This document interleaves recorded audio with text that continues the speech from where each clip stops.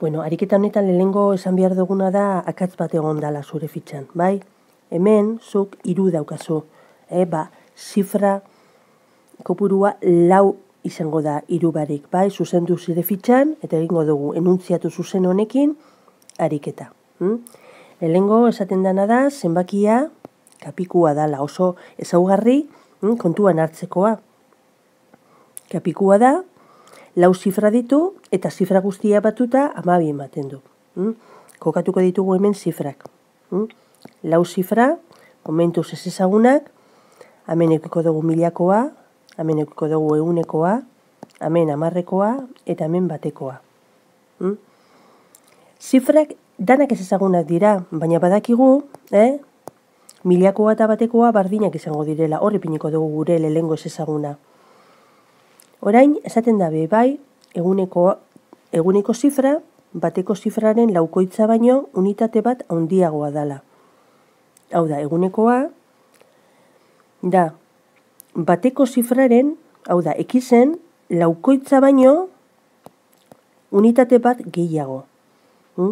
Eta kapikua denez, ehuneko eta 10ekoak bardinak izan behar dute.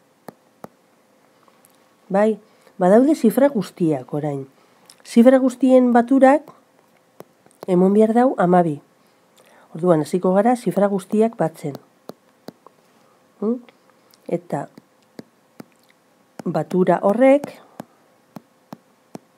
zifra guztien artekoak 12 eman behar dau. Orain ikusten dugu, gai antzekoak hemen, daudela, 10x, bai? 10x, eta gero, bat, eta bat bi, berdin 12. Beraz, 10x, berdin 12 ken bi, hau da, 10x, berdin 10. Horrekin, askatzen dugu ja zein dan x. X da bat. Bueno, badakigu ze zenbaki kokatu behar dugun orduan, milakoetan. Da bat zenbakia. Ehunekoa da x horren laukoitza gehi bat. Hau da, 4x gehi bat. 4 bider bat, 4 gehi bat, 5. Hori da ehunekoa. 10ekoa be, bardina da. Beraz, hor be 5 egongo da. Eta batekoa da bat.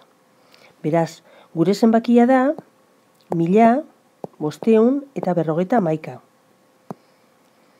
Konprobatuko dugu, Ia egia dan esaten da ben guztia.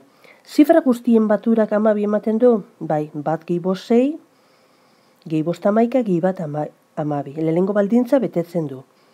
Ehunetakoa da bateko zifraren laukoitza baino unitate bat handiagoa? Bai, ze bateko zifraren laukoitza 4 da. Eta unitate bat gehiago ipintzen badugu, 5 ematen du. Beraz, bai da, betetzen esandako baldintzak. Beraz, aurkitu dugu eskatutako zenbakia.